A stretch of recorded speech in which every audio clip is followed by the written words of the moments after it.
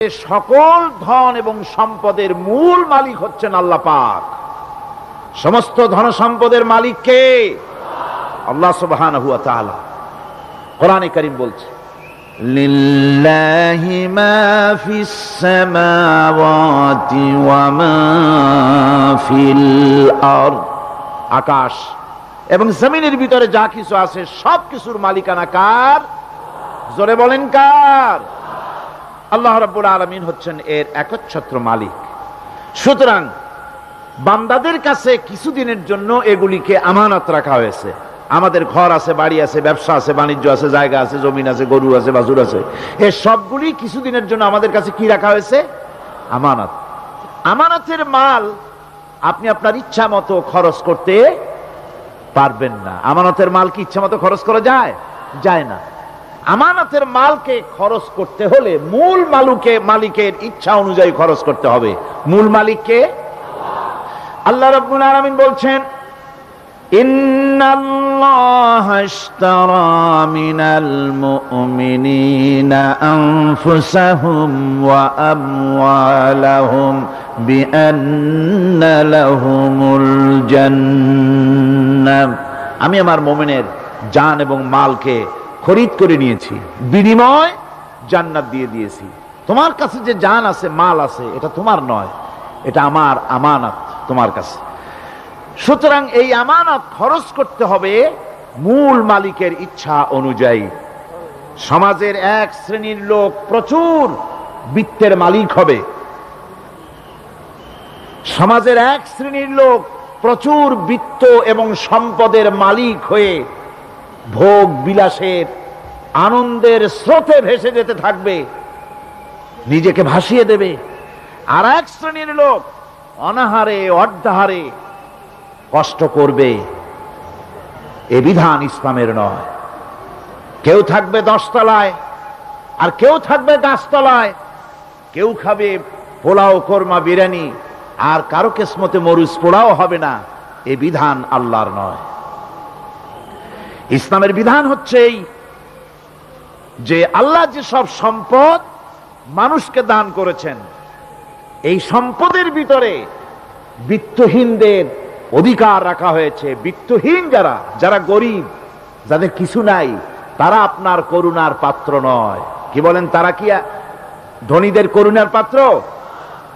কোরআনে কারিমে আল্লাহ বলেন, ওয়াল্লাযীনা ফি আমওয়ালিহিম হাক্কুন লিস-সাইলি ওয়াল মাহরুম। ধনীদের সম্পদের ভেতরে গরিবদের, বিত্তহীনদের অধিকার রয়েছে। সে অধিকার আদায় করে দাও। দান করা এমনি দিয়ে দাও এক জিনিস। গরিবদেরকে, বিত্তহীনদেরকে ইসলাম করুণার পাত্র বানায় নাই, বলেছে অধিকার। অধিকারটা বড় মজবুত কথা, এ কথার লোড আছে, ওয়েট আছে। আপনার আমার সম্পদের, অর্থাৎ যাদের বিত্ত আছে, বিত্ত সম্পদওয়ালা সম্পদশালী লোকেদের সম্পদের ভেতরে গরিবদের অধিকার রয়ে গেছে। সে অধিকার আদায় করতে হবে।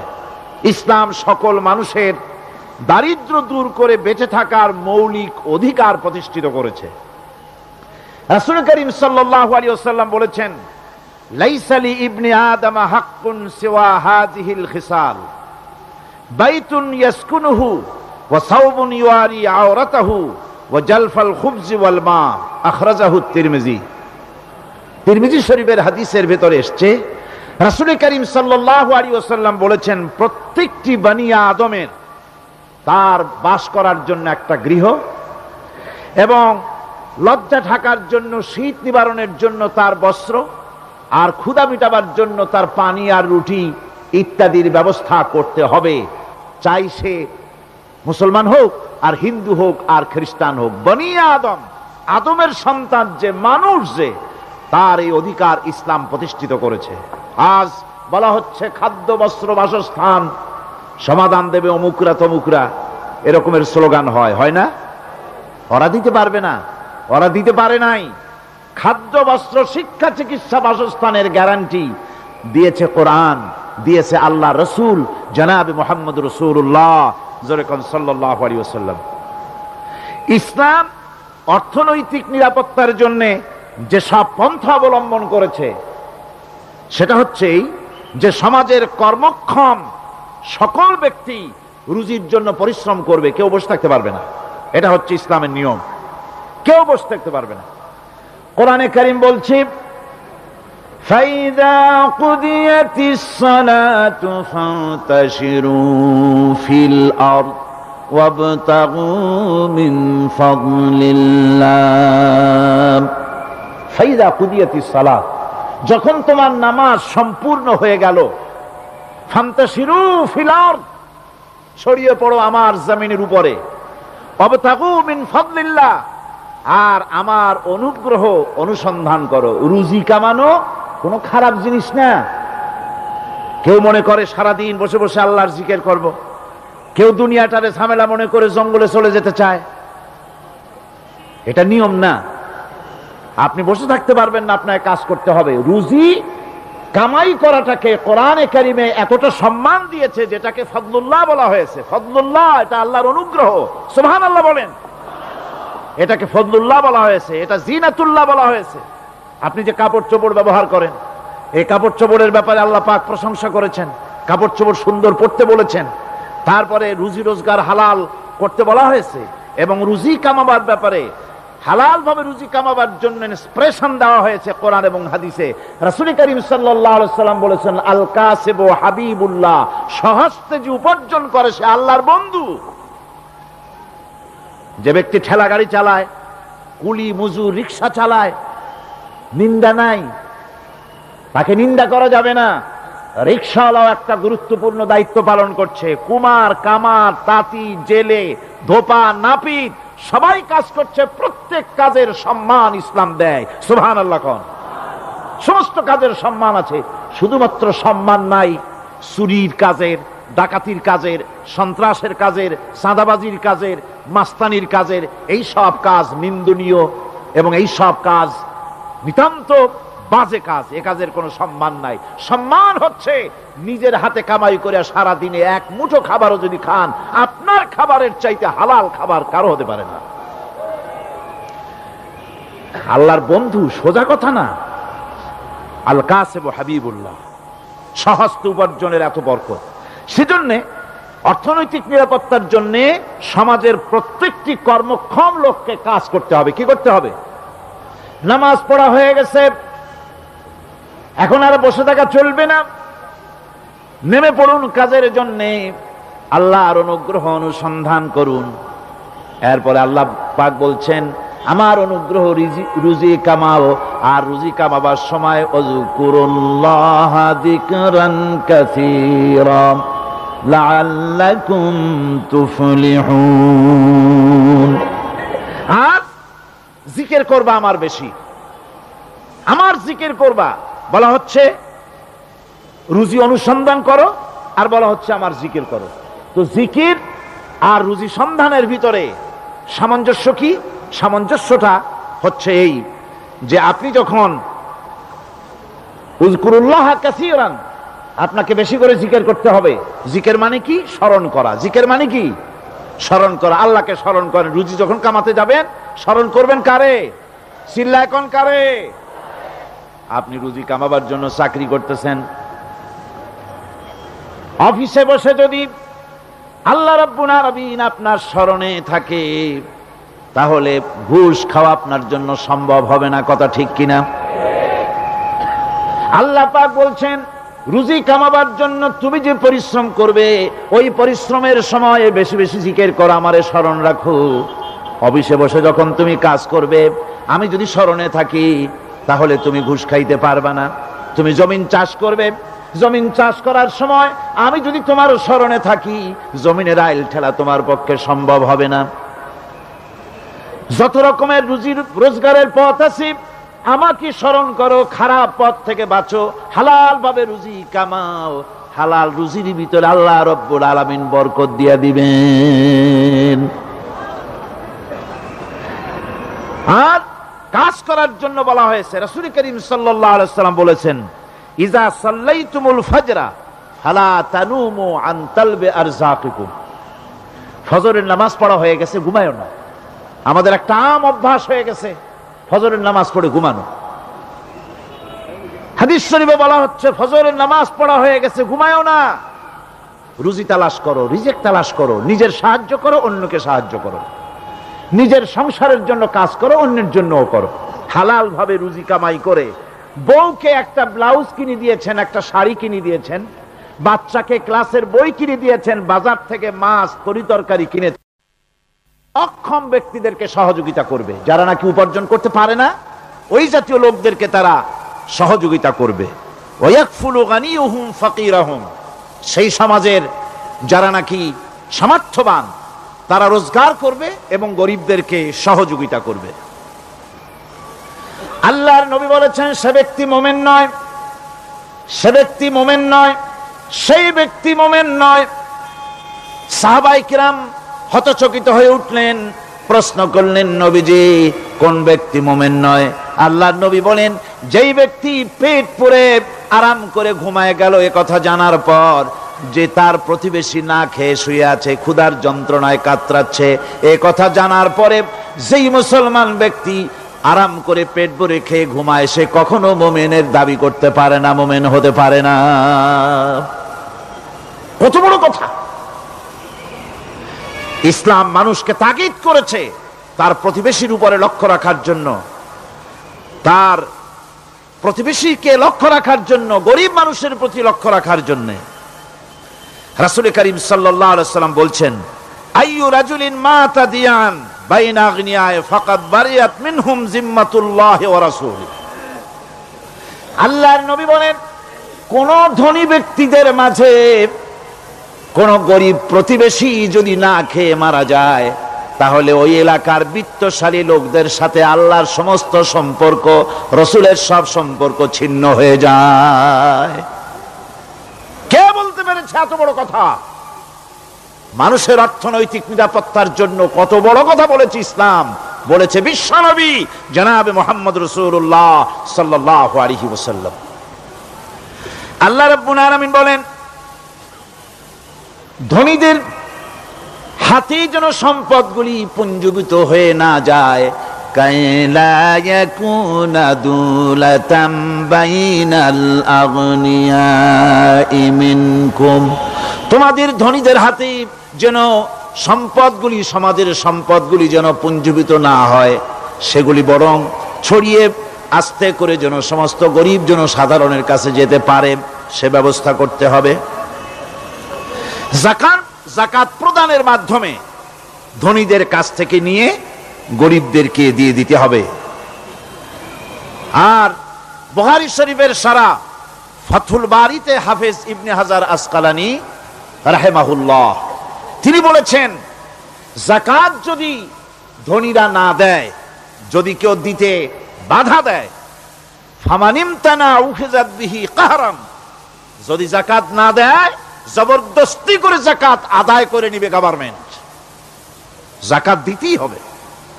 মুনকিরিনে যাকাত, যারা যাকাত দিতে অস্বীকার করেছিল, হযরতে সিদ্দিক আকবর, হযরতে আবু বকর সিদ্দিক রাদিয়াল্লাহু তাআলা আনহু, তিনি তাদের সম্পর্কে বলেছিলেন ওয়াল্লাহি লাউ কাতিলান্না মান ফাররাকা বাইনাস সালাতি ওয়াজ যাকাত, অবশ্যই আমি ওই সম্প্রদায়ের লোকের বিরুদ্ধে যুদ্ধ ঘোষণা করব যারা নামাজ আর যাকাতের মধ্যে পার্থক্য সূচিত করবে, যারা নামাজ তো পড়বে কিন্তু যাকাত দিবে না, সরকারের কাছে যাকাত আদায় করবে না, তাদের বিরুদ্ধে যুদ্ধ ঘোষণা করব।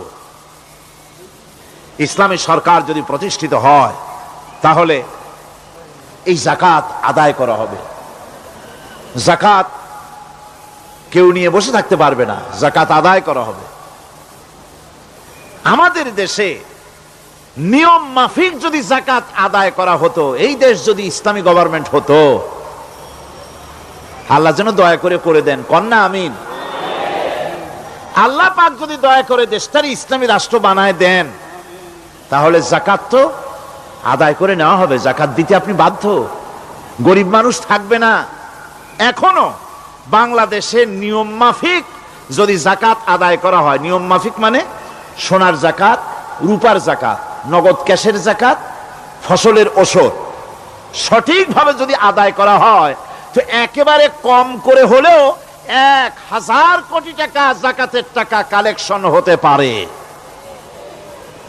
এটা কি কম কথা? 1000 কোটি টাকা, এই টাকা আদায় করা হচ্ছে না।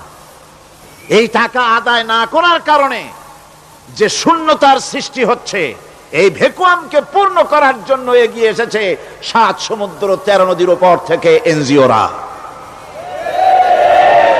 এনজিওরা এসে আমাদের দেশে, সব এনজিও খারাপ আমি তা বলি না, বহু এনজিও আছে যারা এদেশের উন্নয়নের, আর্থসামাজিক উন্নয়নের জন্য তারা প্রচেষ্টা করছে।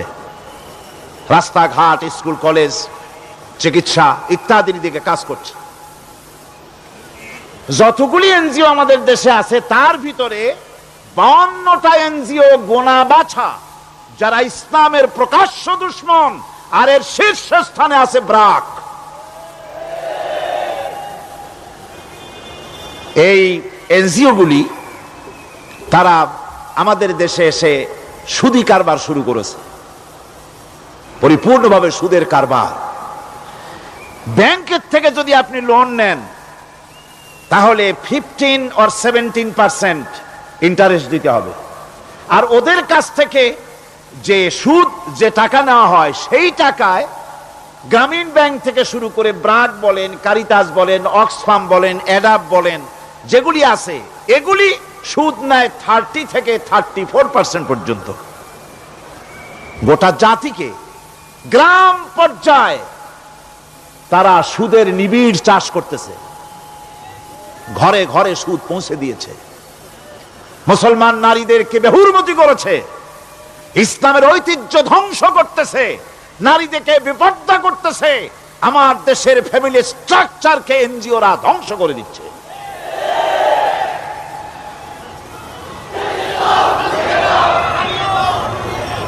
সুতরাং এনজিওরা এই সুযোগটা পেত না যদি যাকাত কালেকশন করা হতো, আর যাকাত দিয়ে, যাকাত যে সব জায়গায় খরচ করতে হয় সেই খরচ করার জায়গাগুলিতে সঠিকভাবে যদি ব্যয় করা হতো এই অবস্থা হতো না। বাংলাদেশে সম্পদের অভাব নাই। যারা বলে বাংলাদেশ গরিব, আমি তাদের সাথে একমত নই।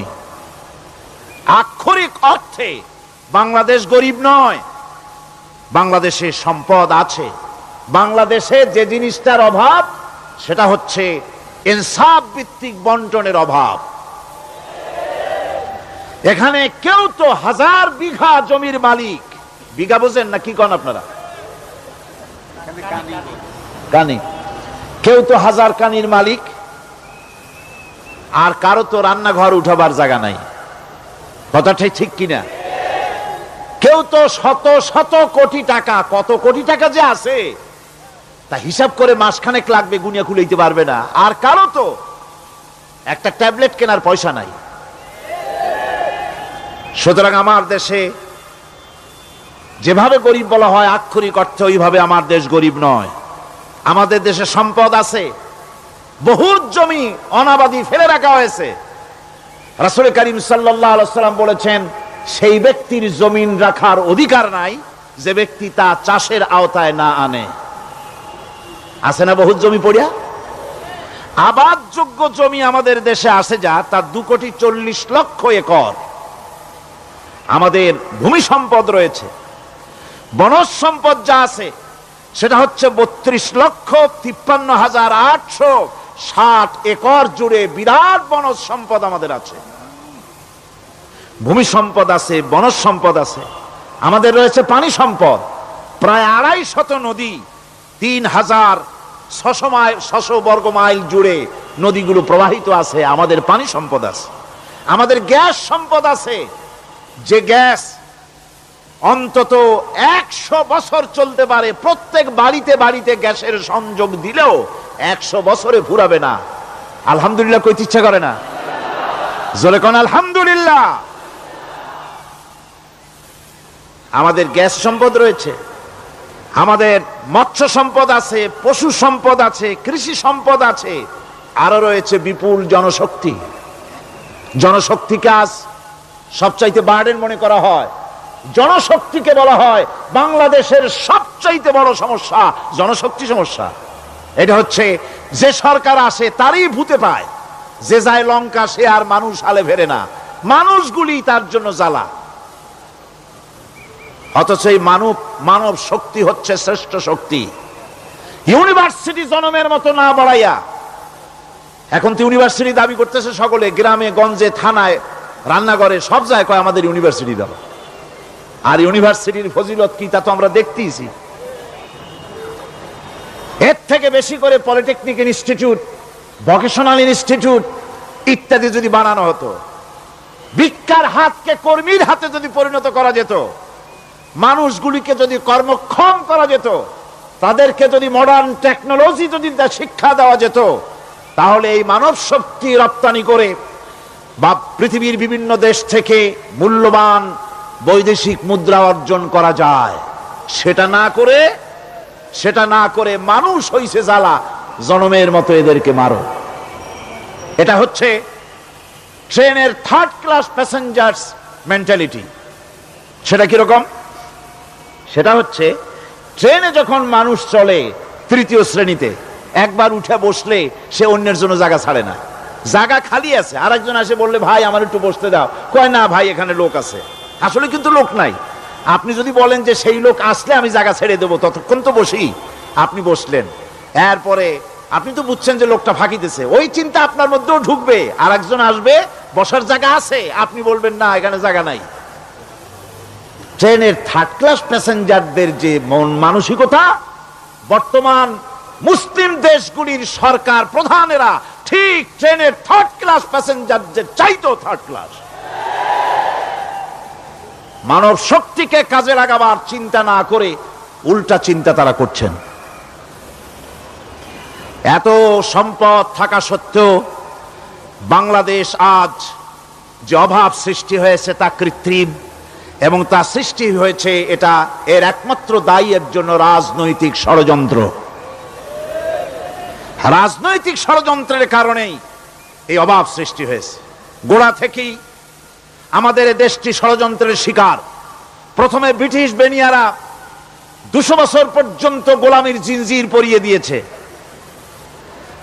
200 বছর গোলামির পর দ্বিজাতি তত্ত্ব এবং মুসলিম সংখ্যাগরিষ্ঠতার ভিত্তিতে 47-এর আজাদি, তারপর পশ্চিমাদের শোষণ বঞ্চনা থেকে মুক্তি লাভের জন্য 71-এর আজাদি,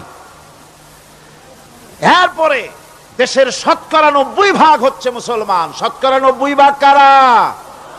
চিল্লায় বলেন না কারা? পৃথিবীর এই দ্বিতীয় বৃহত্তম মুসলিম জনগোষ্ঠীকে খ্রিস্টান আর ইহুদিরা তারা চেয়েছে জনগণকে খ্রিস্টান বানাতে। আমাদের দেশের জনগণকে তারা চায় খ্রিস্টান বানাতে। যারা কমিউনিস্ট তারা চায় আমাদেরকে নাস্তিক বানাতে। আর পার্শ্ববর্তী দেশের পেইড এজেন্ট যারা আমাদের দেশে আছে তারা চায় পৃথিবীর নিকৃষ্টতম কুফরি মতবাদ, ধর্ম নিরপেক্ষ মতবাদের মাধ্যমে গোটা জাতিকে ধর্ম থেকে দূরে সরিয়ে দিতে চায়। সুতরাং এই ষড়যন্ত্রের শিকার হয়ে আছে বাংলাদেশ। বাংলাদেশের এই আর্থসামাজিক প্রেক্ষাপটে ইসলামের বিধান ছাড়া, আল্লাহর দেওয়া বিধান ছাড়া এর কোনো মুক্তি নাই, এর নাজাতের কোনো পথ নাই।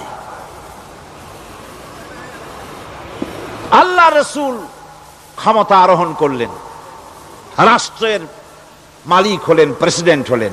রাসূলুল্লাহ কি হলেন? আল্লাহর নবী প্রেসিডেন্ট হলেন।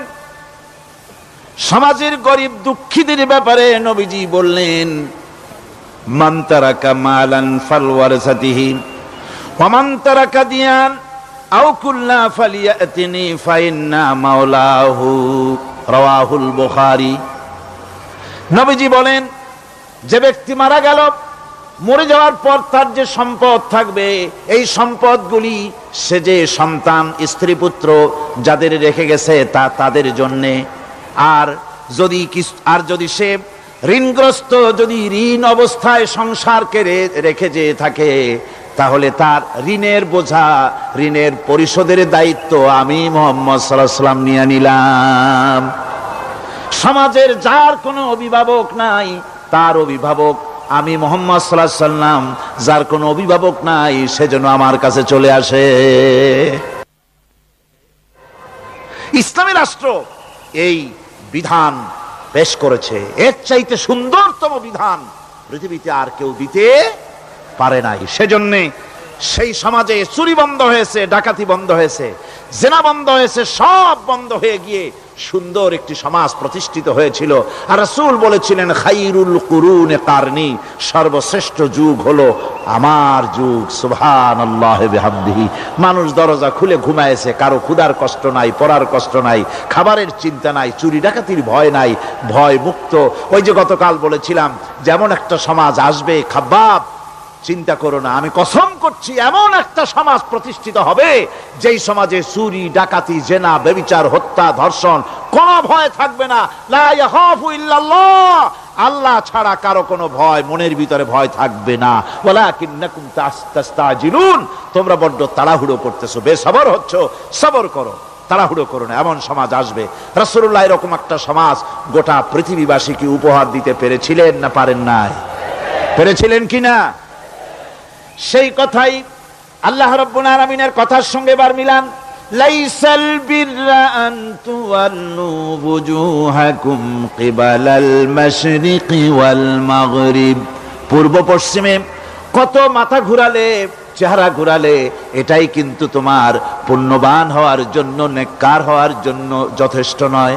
বরং যথেষ্ট হলো আল্লাহর প্রতি ঈমান আনো, কিতাবের প্রতি, পরকালের প্রতি, ফেরেশতার প্রতি, নবীদের পরে ঈমান আনো। আর আল্লাহর মহব্বতে, আল্লাহর প্রেমে উদ্বুদ্ধ হয়ে আর একটা বড় কাজ করো, সেটা হলো ওয়াতাল মালা আলা হুব্বিহি যাবিল কুরবা ওয়াল ইয়াতামা ওয়াল মাসাকিন ওয়াবনাস সাবিল ওয়াস সাইলিনা ওয়া ফির রিকাবি ওয়া কামাস সালাতা ওয়া আতাজ যাকাত ওয়াল মুফুনা بعهدهم إذا عاهدوا والصابرين في البأساء والضراء وحين البأس أولئك الذين صدقوا وأولئك هم المتقون। আরেকটি গুরুত্বপূর্ণ কাজ করতে হবে আল্লাহ পরকালে বিশ্বাস করার সাথে সাথে, সেটা হলো এই, তোমাদের জানের মতো প্রিয় ধন এবং সম্পদকে আল্লাহর মহব্বতে খরচ করতে হবে। সেজদা দিয়ে কপালে দাগ লাগাইছো, কিন্তু প্রতিবেশীকে সাহায্য করো নাই, গরিবদেরকে দাও নাই, এতিমকে দাও নাই, বোনকে ঠকাইছো, মেয়েকে ঠকিয়েছো, তোমার ওই সেজদায় কিয়ামতে কাজ দিবে না। প্রকৃতপক্ষের নেককার পুণ্যবান হওয়ার জন্য গরিব জনসাধারণকে সহযোগিতা করতে হবে। এরপরে মাঝখান থেকে যেটা বাদ দিয়েছিলাম, বলেছিলাম নামাজ এবং যাকাত। আমি যাকাতটা কালকে আগে নিয়ে এসেছিলাম, নামাজটা ছিল আগে। সেই নামাজটা যেহেতু আলাদা একটা বিষয় হবে, আর যাকাতটা সাদকার সাথে সামঞ্জস্য আছে, সেই জন্য যাকাত আর সাদাকার কথাটা একসঙ্গে মিলাই বলেছিলাম। এখন শুরু করছি নামাজ। সালাত, সালাত এর আবিধানিক অর্থ হচ্ছে কোন জিনিসের দিকে মুখ ফিরানো। সালাতের অর্থ হচ্ছে নিকটবর্তী হওয়া, মুখ ঘুরানো, মুতাওয়াজ্জা হওয়া। ওই যে হযরত ইব্রাহিম আলাইহিস সালাম বলেছিলেন, ইন্নী ওয়াজ্জাহতু ওয়াজহিয়া লিল্লাযী ফাতারাস সামাওয়াতি ওয়াল আরদ। জানেন আপনারা?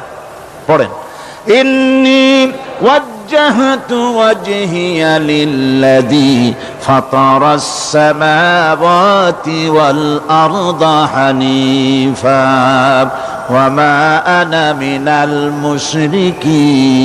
المشركين। নিশ্চয় আমার মুখ ঘুরায় দিলাম কার দিকে? যিনি আকাশ এবং জমিনের স্রষ্টা, সব কিছুর মালিক যিনি, তার দিকে আমি মুতাওয়াজ্জা হলাম। নামাজের অর্থই হচ্ছে মুতাওয়াজ্জা হওয়া, মুখ ঘুরিয়ে দেওয়া, চেহারা ঘুরিয়ে দেওয়া। আর নামাজের আরেক অর্থ হচ্ছে নিকটবর্তী থেকে আরো নিকটবর্তী হওয়া। আমরা কি নিকটবর্তী হতে চাই? না বুঝলে কবেন কি? নিকটবর্তী হইতে চাই কার? আল্লাহ। আমরা কি আল্লাহর নিকটবর্তী হতে চাই? আল্লাহ রাব্বুল আলামিন বলেন, নিকটবর্তী হতে হলে ওয়াসজুদ ওয়াকতারিব, সেজদা দাও আর সেজদার মাধ্যমে আমার নিকটবর্তী হয়ে যাও। সেজদা দিলেই আল্লাহর নিকটবর্তী হওয়া যায়। কোন সুবহানাল্লাহ। সাহাবী, আল্লাহ নবীর সাহাবী প্রশ্ন করেছেন, নবীজি বান্দা কখন আল্লাহর নিকটবর্তী হয়ে যায়? নবীজি বলেছেন, বান্দা যখন সেজদা দেয় তখন আল্লাহর বান্দার মাঝে কোনো হিজাব থাকে না, একদম আল্লাহ পাকের নিকটবর্তী হয়ে যায় বান্দা যখন সেজদায় পড়ে যায়। সুতরাং নামাজ হচ্ছে নিকটবর্তী হওয়া, সালাত এটা হচ্ছে নিকটবর্তী হওয়া। নামাজ ফরজ হওয়ার কারণ হচ্ছে এই যে মানুষ আল্লাহর বান্দা বা গোলাম হিসেবে সৃষ্টি হয়েছে, তাই একমুখী হয়ে রবের বন্দিগি করা এটা হচ্ছে তার স্বাভাবিক একটা প্রকৃতি। আল্লাহ রাব্বুল আলামিন এই প্রকৃতির দাবি মিটাবার জন্যই নামাজের ব্যবস্থা করেছেন। মানুষের ফিতরাত, মানুষের নেচার, মানুষের ফিতরাত হচ্ছে এই যে কারো না কারো কাছে মাথা নত করা, হাত জোড় করা, মাথা নত করা, সার্বভৌমত্বের মালিক কাউকে মনে করা। হাত জোড় করতে হলে, মাথা নত করতে হলে, সার্বভৌমত্বের মালিক হিসেবে কাউকে গ্রহণ করতে হলে আল্লাহর বিকল্প কেউ আছে নাকি? ইসলামের মূল দাওয়াতটা হলো ফিতরাত অনুযায়ী দাওয়াত দেওয়া হয়েছে, মানুষ যেন মাথা নত করে, গোলামি করে। এজন্য আল্লাহ রাব্বুল আলামিন বলেছেন যে আমি মানুষ এবং জিনকে সৃষ্টি করেছি, তার কারণটাই হলো মা খালাকতুল জিন্না ওয়াল ইনসা ইল্লা লিয়াবুদুন। মানুষ আর জিন জাতিকে সৃষ্টি করা হয়েছে ইবাদতের জন্য, গোলামির জন্য। ইবাদত আর গোলামি এটাই করতে হবে, গোলামি করতে হবে, দাসত্ব করতে হবে। আর এই দাসত্ব, আল্লাহর আনুগত্যই গোলামির দাওয়াত দিয়েছেন দুনিয়ার সব নবীরা। কোন নবী বলেন নাই যে আমার গোলামি করো। কেউ বলেছেন? বলেন জোরে, কেউ বলেছেন?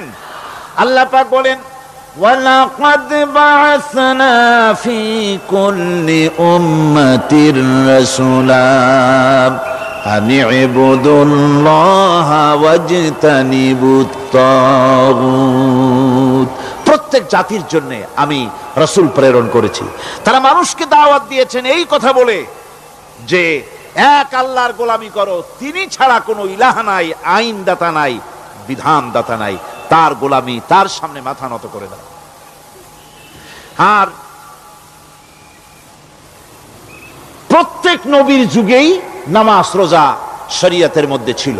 নামাজ রোজা কম বেশি প্রত্যেক নবীর জামানায় আল্লাহ পাক এটাকে বাধ্যতামূলক করেছিলেন। নামাজ রোজা যাকাত সব নবীদের জন্য বাধ্যতামূলক ছিল, তার উম্মতের জন্য বাধ্যতামূলক ছিল।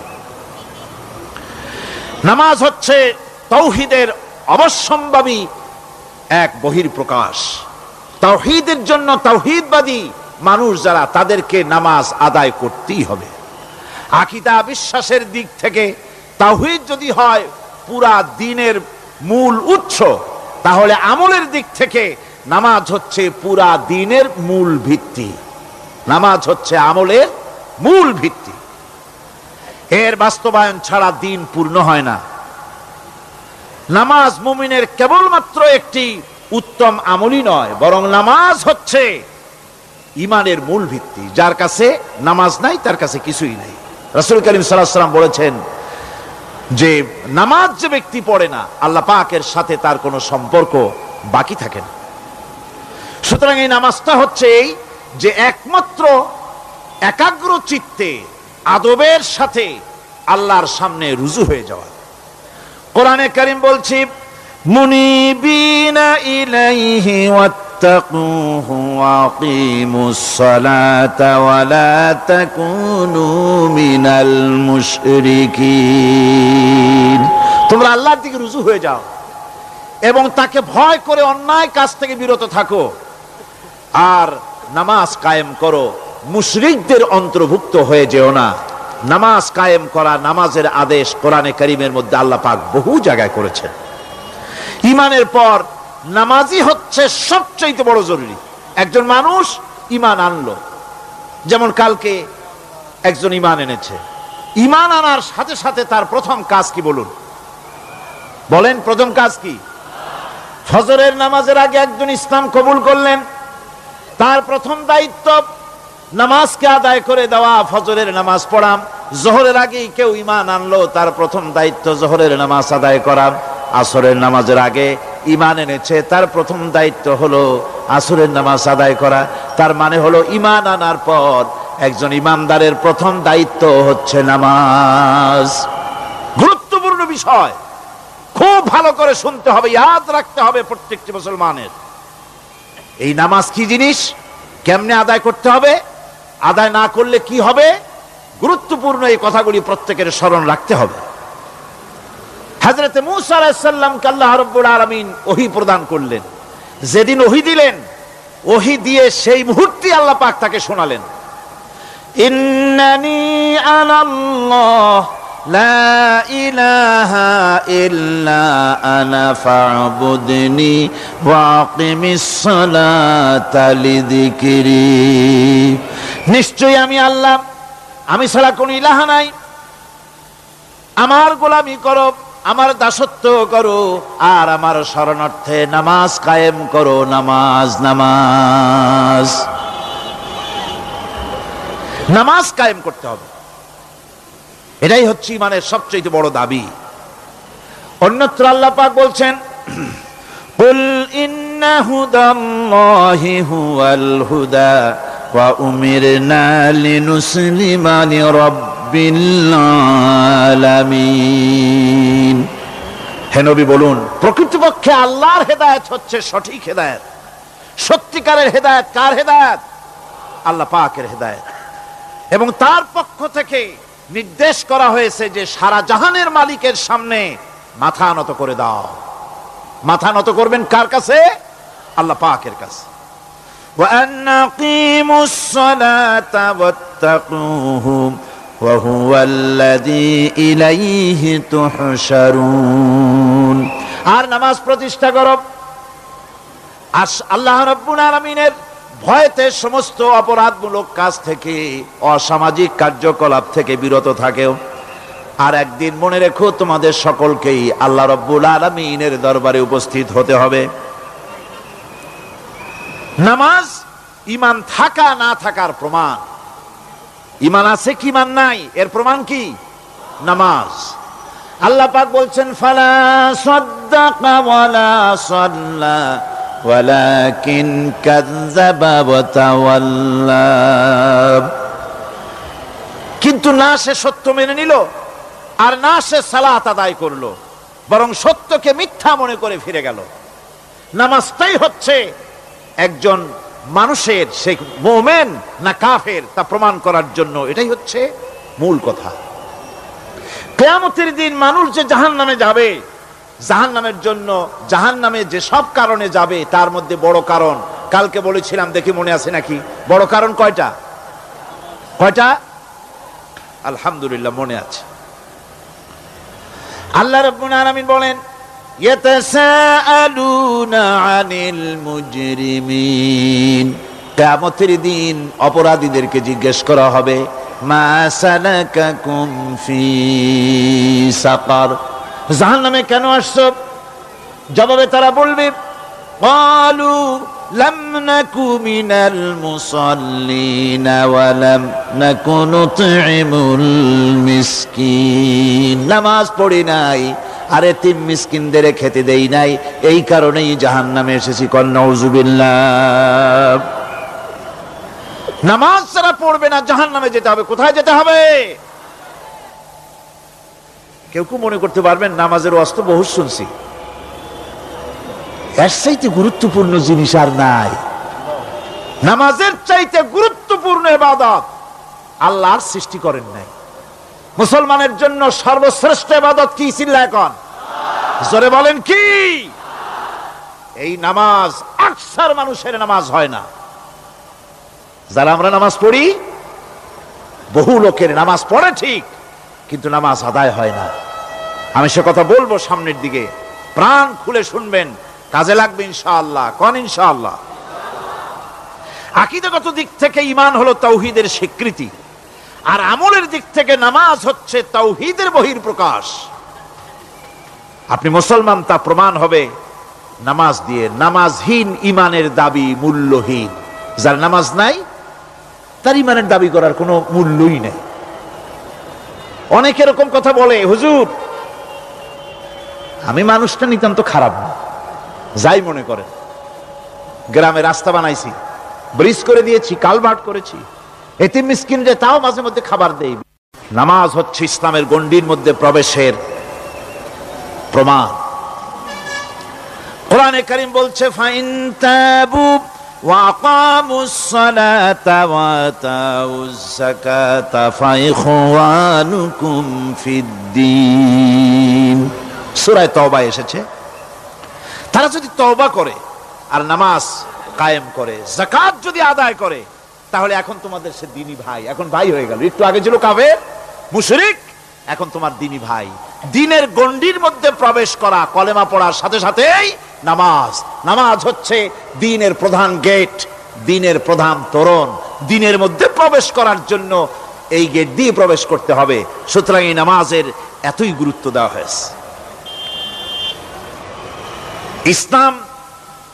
ইসলাম যদি ক্ষমতায় আসে, আল্লাহ যেন এনে দেন, জোরে কোন আমিন। ইসলাম যদি ক্ষমতায় এসে যায়, রব্বুল আলামিন তাফসীরের মাহফিল, কোরআন সামনে নিয়া আশা করে তোমার দরবারে দোয়া করি, এই বিশাল জনসমুদ্রের দোয়া কবুল করো মাবুদ গো, এই বাংলাদেশকে ইসলামের দেশ বানাইয়া দাও। দেশটা যদি ইসলামের হয়ে যায়, আইন যদি আল্লাহর হয়, শাসন যদি সৎ লোকেরা করে, রব্বুল আলামিন কোরআন শরীফে বলেন, তাহলে তারা 4টা কাজ করবে। আল্লাযীনা মাক্কান্নাহুম ফিল আরদ আকামুস সালাতা ওয়া আতাউজ যাকাত ওয়া আমারু বিল মা'রুফি ওয়া নাহাউ আনিল মুনকার। মুমিনেরা ক্ষমতায় এসে প্রথম যে কাজটা করবে, প্রথমে ক্ষমতা এসেই নামাজ বাধ্যতামূলক করবে। প্রথম কি? ওয়াজ নসিহতে অনুরোধ করা হবে না, বাবাজিরা আল্লাহর রাস্তায় নামাজটা পড়ে না। রেডিও এবং টেলিভিশনের মাধ্যমে রাষ্ট্রপ্রধান অর্ডার করে দিবেন, আজ থেকে বাংলাদেশের 12 কোটি তাওহীদি জনতা, নারী পুরুষ যারা আকেল বালিগ, সকলের জন্য নামাজ বাধ্যতামূলক, নামাজ পড়তেই হবে।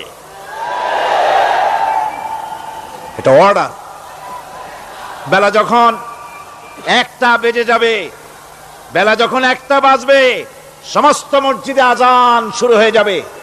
আজানের সাথে সাথে অফিস, আদালত, কল কারখানা, ক্ষেত খামার, শিক্ষাঙ্গন সব ডেডলক হয়ে যাবে। আধা ঘন্টার জন্য বন্ধ হয়ে যাবে।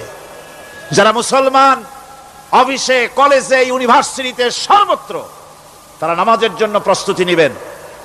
আধা ঘন্টার ভিতরে নামাজ আর খানা সেরে আবার কলেজ চলবে, বিশ্ববিদ্যালয় চলবে, কল চলবে, কারখানা চলবে, ক্যান্টনমেন্ট চলবে, সেক্রেটারিয়েট চলবে, সব আপন গতিতে চলতে থাকবে। আল্লাহর রহমত, বরকত আকাশ ফেরে নাজিল হয়ে যাবে।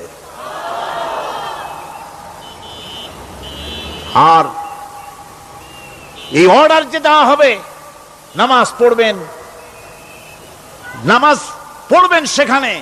থানায় যখন আজান হবে, থানায় আজান হয়ে গেছে, থানার স্টাফ, পুলিশ যারা আছে, জামাতে খাড়া হয়ে যাবে, ইমামতি করবেন ওসি সাহেব। এসপির অফিসে এসপি সাহেব ইমামতি করবেন, ডিসি সাহেব তার অফিসে ইমামতি করবেন, মন্ত্রী সেক্রেটারিয়েট ইমামতি করবেন, প্রেসিডেন্ট বঙ্গভবন ইমামতি করবেন, বিশ্ববিদ্যালয়ের ভাইস চ্যান্সেলরের ইমামতিতে সে জায়গার মুসলমান ছাত্র ছাত্রী, শিক্ষক শিক্ষয়িত্রী এক জামাতে নামাজ আদায় করবে। এই যদি হয় চিত্র দেশের, অপরাধ থাকবে? থানায় ওসি সাহেব নিজেই যদি জামাতের ইমামতি করেন, এইভাবে নামাজ আদায় করেন পুলিশদের নিয়ে জামাতে, ঘুষ আর খাবে তারা? এসপি সাহেবের অফিসে, ডিসি সাহেবের অফিসে মন্ত্রীরা যদি এভাবে নামাজ কায়েম করে, তাহলে কি অন্যায় অপরাধ কিছু থাকবে সমাজে? থাকবে না। সুতরাং নামাজ বাধ্যতামূলক করে দেওয়া হবে। নামাজ বাধ্যতামূলক, সকলকে নামাজ পড়তে হবে। নামমাত্র মুসলিম জাতির রাষ্ট্র ক্ষমতা গ্রহণ করাই হলো ইসলামী শাসন ব্যবস্থা নয়। ইসলাম ক্ষমতায় গিয়া অমুসলিমদের উপরে শাসন জারি করবে, আর অন্যান্য সরকারের মতো আমোদ ফুর্তি করে রাস্তাঘাট বানায় টানায় সিটে শুয়ে থাকবে, তা না। রাস্তা হবে, ঘাট হবে, কলেজ হবে, সব হবে, কিন্তু যারা মুসলমান তাদেরকে নামাজ পড়তে হবে। গোটা জনগণকে শাসক আর শাসিত উভয় গোলাম হবে আল্লাহ। উভয় গোলাম হবে কার? তখন প্রেসিডেন্টের বাবার ক্ষমতা নাই নিজের কোন আইন চালু করে, পার্লামেন্টের বাবার ক্ষমতা নাই ইসলামের বিরুদ্ধে টু শব্দটি করতে পারে। সেখানে শাসক আর শাসিত, শাসক আর শাসিত হয়ে যাবে একজন এক হুকুমদাতার গোলাম। সেই হুকুমদাতাকে ইনিল হুকুমু ইল্লা লিল্লাহ আলা লাহুল খালকু ওয়াল আমর। প্রেসিডেন্ট থেকে শুরু করে শাসক আর শাসিত সব আইন মানবে ওই আল্লাহ রব্বুল আলামিনের, যিনি এই তামাম জাহান সৃষ্টি করেছেন। সৃষ্টি যার আইন চলবে সেই আল্লাহ রব্বুল আলামিনের, এবং তার আইনের সার্বিক অনুসরণ করে চলতে হবে সকলকে। এক কথায় ইসলামী সরকারের সমস্ত ক্ষমতা ব্যয় হবে নামাজ কায়েম করা আর যাকাত আদায় করার ব্যাপারে। নামাজ যদি কায়েম হয়ে যায়, যাকাত যদি আদায় করা হয়, দুঃখ, দারিদ্র, কষ্ট কিছুই থাকবে না, বেকার সমস্যা থাকবে না। সমস্ত বেকারদেরকে চাকরি না পাওয়া পর্যন্ত বেকার ভাতা দেওয়া হবে। বুড়ো মানুষেরা যখন বুড়ো হয়ে যায়, ছেলের কাছে আদর নাই, বউর কাছে কদর নাই, আর ছেলে বউ বদদোয়া করতে থাকে, বুড়েরা মরে না কেন? আছেন আমাদের সমাজ। ইসলামী সরকার এলে পরে এই বৃদ্ধ মানুষদের ব্যবস্থা করা হবে। তাদের প্রতি এই ধরনের অসদাচরণ কেউ করতে সাহস পাবে না। সুতরাং নামাজ প্রতিষ্ঠা এবং যাকাত আদায় হলেই সমাজের অন্যায় অবিচার যা আছে তার 12 আনাই বিলুপ্ত হয়ে যাবে। কোন আলহামদুলিল্লাহ। তখন চাকরিতে প্রমোশন হবে নামাজের ভিত্তিতে।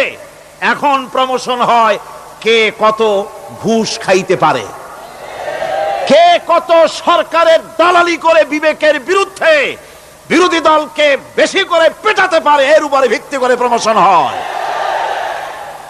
ইসলামী সরকার যখন আসবে, ইসলামী সরকার যখন প্রতিষ্ঠিত হয়ে যাবে, তখন চাকরির প্রমোশন নির্ভর করবে তার সুন্দর চরিত্র আর নামাজের পাবন্দির উপরে ভিত্তি করে।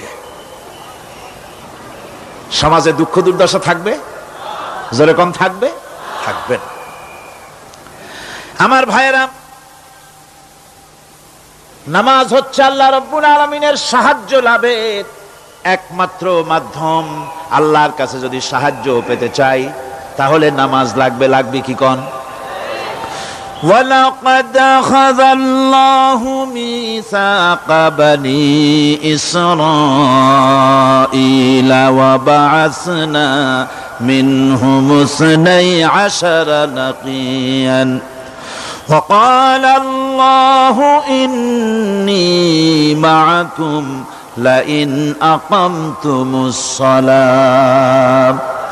আল্লাহ পাক বলেন, বনি ইসরাইলদের নিকট আমি ওয়াদা নিয়েছিলাম, তোমরা যদি মানুষদেরকে অসামাজিক কার্যকলাপ থেকে যদি তোমরা ফিরাইতে পারো, মানুষদেরকে অসামাজিক কার্যকলাপ থেকে তোমরা ফিরাবে।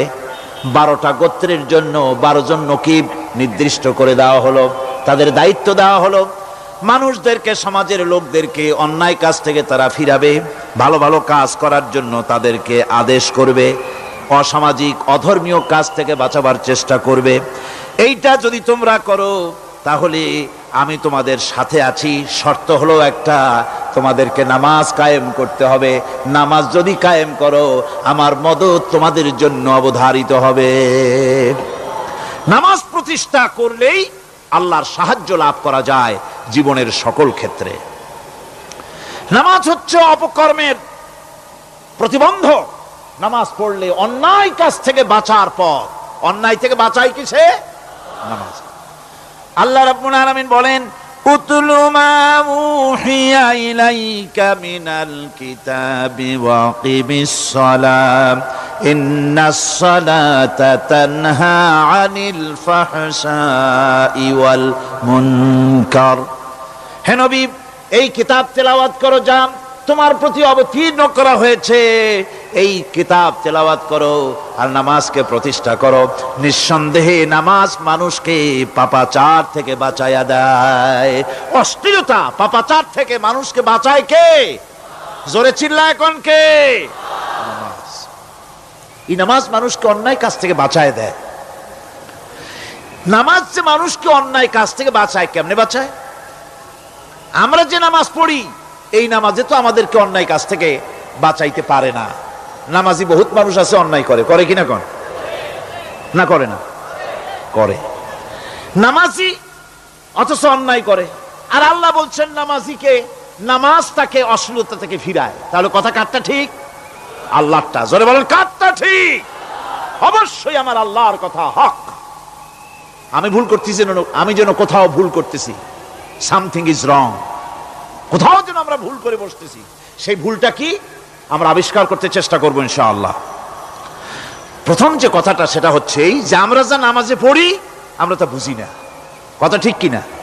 আমি যদি এখন প্রশ্ন করি সামি আল্লাহু লিমান হামিদা অর্থ কি কোন, ফার্স্ট ডিভিশনে কয়েকটা লেটার নিয়ে ফেল করবেন এরকম লোক আছেন না নাই? সুবহান রাব্বিয়াল আলা অর্থ কি জানি না। সুবহান রাব্বিয়াল আযীমের অর্থ কি জানি না। দোয়া কুনুত অর্থ কি জানি না।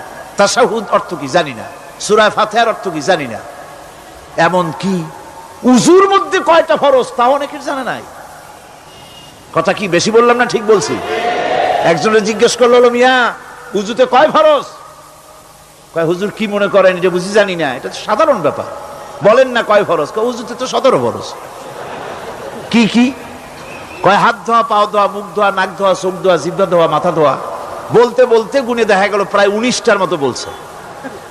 বলা হলো, মিয়া বললেন আপনি উযুতে ফরজ 17টা, কইলেন আপনি 19টা। কয় হুজুর জানি আরো, বলি না আপনাদের ভয়তে। উযু জানে না, নামাজ জানে না, তাকে এই নামাজ কেমনে ফিরাবে অন্যায় কাজ থেকে? কথা বুঝতে পেরেছেন? নামাজে কি পড়ি? নামাজে দাঁড়ায় গেলাম, আল্লাহু আকবার অর্থ কি? চিল্লায় কন্না আল্লাহু আকবার। এরকম না, মুসলমানের মতো গলা ছেড়ে দিয়ে চিৎকার দিয়ে বলেন আল্লাহু আকবার। এই আল্লাহু আকবার, আল্লাহ সর্বশ্রেষ্ঠ, তার চাইতে বড় আর কেউ নাই। এই কথা দিনরাত 24 ঘন্টার ভিতরে শত শতবার বলি, একবার দুইবার না, শত শতবার বলি আল্লাহ সর্বশ্রেষ্ঠ। এই কথা বলার পরেও মনের মধ্যে অন্য কেউ বড় হয়, আল্লাহর বড়ত্ব যেভাবে মুখ দিয়া বলি ওইভাবে কার্যত পালন করি না। নামাজে আল্লাহু আকবার বললাম, এরপরে সানা পড়লাম, তারপরে সূরা ফাতিহা পড়লাম। সূরা ফাতিহার ভিতরে যে সমস্ত কথাগুলি বললাম সেই কথাগুলি বুঝি না, কি বলেছি তাও জানি না। এরপরে সুবহান রাব্বিয়াল আলা বলেছি, সুবহান রাব্বিয়াল আযীম বলেছি, সামি আল্লাহু লিমান হামিদা বলেছি, অর্থ কি জানি না। আল্লাহ তা শুনতে পান, যে ব্যক্তি আল্লাহর প্রশংসা করেন তিনি তা শুনতে পান। নামাজের মধ্যে আইডিয়া দেওয়া হচ্ছে, তুমি যে আল্লাহর জন্য নামাজ পড়তেছো, প্রশংসা করতেছো, এটা এমন নয় যে আল্লাহ পাক দেখছেন না বা শুনতেছেন না। তুমি যা বলতেছো, প্রশংসা করতেছো, আল্লাহ পাক তা শুনতে পাচ্ছেন। সামি আল্লাহু লিমান হামিদা। সুবহান রাব্বিয়াল আলা, আমি মহান সর্বশ্রেষ্ঠ আল্লাহ রাব্বুল আলামিনের পবিত্রতা ঘোষণা করছি, আমি তার প্রশংসা করছি। সূরা ফাতিহার কি আমরা বলি আপনারা ব্যাখ্যা দেখে বুঝে নিয়েন, সেগুলি আমি এখানে বলে বাকি কথা সব শেষ করতে পারবো না। এরপরে আমরা নামাজের মধ্যে দোয়া কুনুত পড়ি। সেই দোয়া কুনুতে যে কি ওয়াদাটা করি, অন্তত আমার তো মনে হয় সাধারণ মানুষের মধ্যে 99.9 লোকেরা জানে না দোয়া কুনুতে কি পড়ে, অর্থ বোঝে না। দোয়া কুনুতের মধ্যে বলা হচ্ছে আল্লাহুম্মা ইন্না নাস্তাঈনুকা, হে আল্লাহ আমি তোমার কাছে সাহায্য চাই। কার কাছে সাহায্য চাই? আল্লাহর কাছে সাহায্য চাই।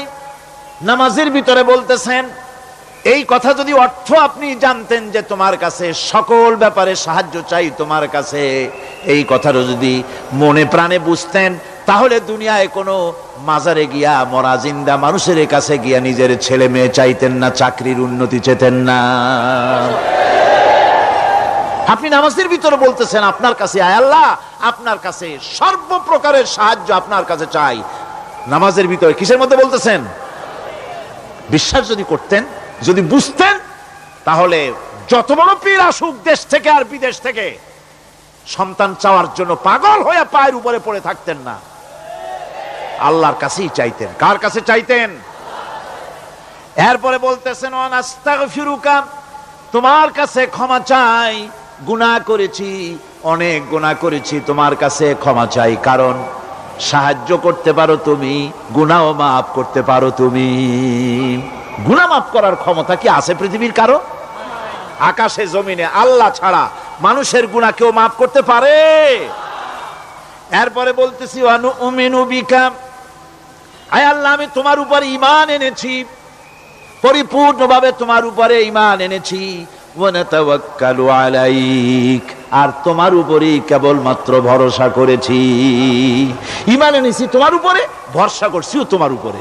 এই কথাগুলি যদি আমরা বুঝতাম, তাহলে আত্মাটা বড় হয়ে যেত, মাথাটা আল্লাহ ছাড়া কারো সামনে নত হতো না। ঠিক না বেটি? আল্লাহ ছাড়া কারো সামনে মাথা নত হতো না। আল্লাহর উপরই ভরসা, তোমার উপর ভরসা করছি, তোমার উপর ঈমান এনেছি। এরপরে বলছি ওয়ানুসনি আলাইকাল খায়র, সর্বপ্রকার কল্যাণের সাথে তোমার প্রশংসা করতেছি। ওয়ানাশকুরুকা, আর তোমার কৃতজ্ঞতা স্বীকার করছি, আমি তোমার শুকর আদায় করি, সর্ব ব্যাপারে তোমার শুকর আদায় করি। আর কি করি? ওয়ালা নাকফুরুকা, আমি কুফরি করি না, অকৃতজ্ঞ নই, আমি তোমার কৃতজ্ঞ বান্দা, আমি অকৃতজ্ঞ নই। একথা আপনি নামাজের মধ্যে বলেন, কিন্তু কৃতজ্ঞতা স্বীকার করেন না। আল্লাহ যে ছেলে দিয়েছে শুকর আদায় করেন না, আল্লাহ যে সুন্দরী বউ বা ভালো বউ দিয়েছেন শুকর আদায় করেন না, আল্লাহ সন্তান দিয়েছে শুকর আদায় করে না, আল্লাহ রাব্বুল আলামিন চাকরি দিয়েছেন, বাড়ি দিয়েছেন, জায়গা দিয়েছেন, জমিন দিয়েছেন, যৌবন দিয়েছেন, স্বাস্থ্য দিয়েছেন, শুকর আদায় করে না। আল্লাহ পাক বলেন, বান্দারে যে অবস্থায় থাকো শুকর আদায় করো। লা ইন শাকারতুম লা আযীদান্নাকুম ওয়া লা ইন কাফারতুম ইন্না আযাবী লাশাদীদ। আমার নিয়ামতের শুকর যদি আদায় করো আমি বেশি করে বাড়ায় দেব, আর যদি শুকর আদায় না করো তাহলে মস্ত বড় শাস্তি রেখে দিয়েছি। সব ব্যাপারে শুকর আদায় করো, আমার নিয়ামতের শুকর আদায় করো। চোখ দিয়া দেখতে পাও, কও আলহামদুলিল্লাহ। মুখ দিয়া কথা বলতে পারো, কও আলহামদুলিল্লাহ। যা খাও মজা লাগে বলো আলহামদুলিল্লাহ। কাজ করতে পারো বলো আলহামদুলিল্লাহ। সব ব্যাপারে আল্লাহর শুকর আদায় করতে হবে। শুকরিয়া আদায় করলে রব্বুল আলামিন তারে আরো বাড়ায় দিবেন। এই কথাই বলতেছি, আল্লাহ শুকর করি, আর তোমার সাথে আমি কুফরি করি না, কৃতজ্ঞ আমি নই। ওয়া নাখলাউ ওয়া নাতরুকু মান ইয়াফজুরুকা, আর আমি ওয়াদা করতেছি এই কথা, তোমার সাথে যারা প্রকাশ্য দুশ্মনী করে, যারা প্রকাশ্য গুনার মধ্যে লিপ্ত আছে আর তোমার সাথে দুশ্মনী করে, ওদের সাথে আমার সমস্ত সম্পর্ককে ছিন্ন করে দিলাম। দেখছেন নামাজে কি কইলেন আপনি? আপনি নামাজে কত বড় কথা বললেন। ওয়ানাতুরুকু মান ইয়াফজুরুকা, আয় আল্লাহ, আমি ওয়াদা করছি তোমার সাথে যারা দুশ্মনী করে, যারা প্রকাশ্য গুনাহ করে, তাদেরকে আমি পরিত্যাগ করছি, তাদের সাথে আমার কোনো সম্পর্ক নাই। এই কথা বলার পরে আপনার সম্পর্ক কার সাথে একটু চিন্তা করেন তো। আপনার বন্ধু কারা? ইলেকশন আসলে ভোট দেন কাদেরকে? কাদের চা খাওয়ান, কাদের চান্দা দেন? একটু চিন্তা করেন, অঙ্কের সাথে মিলাই নেন। তাহলে দেখুন, মুখে বলে এক কথা, কাজে করে আর একটা। আরে কি কয়? চিল্লায় কোন আরে কি কয়? আর এই মুনাফিকি করতেছেন কার সাথে? আল্লাহর সাথে। কোন নাউজুবিল্লাহ। নামাজে কি পড়েন সেটা যদি জানতেন, অবশ্যই আল্লাহ রাব্বুল আলামিনের কথা কার্যকরী হয়ে যেত। ইন্নাস সালাতা তানহা আনিল ফাহশাই ওয়াল মুনকার। নামাজ মানুষকে পাপের কাজ, অশ্লীলতা থেকে ফিরাতে পারে। আল্লাহ ইন্না বসায়ছেন, নিশ্চয়ই, বেশক, অবশ্যই নামাজ পাপ থেকে ফিরাবে। কিন্তু কেমনে ফিরাবে নামাজ তো বুঝি না। নামাজ তো বুঝি না, খালি সেজদা দেয় জনমের মতো। আর সেজদা কি? নামাজে যদি দেখে ইমাম দেরি করতেছে, আত্তাহিয়াত পড়তে দেরি হয়ে যাচ্ছে, পিছন থেকে সিগন্যাল মারে, ঠিক কিনা?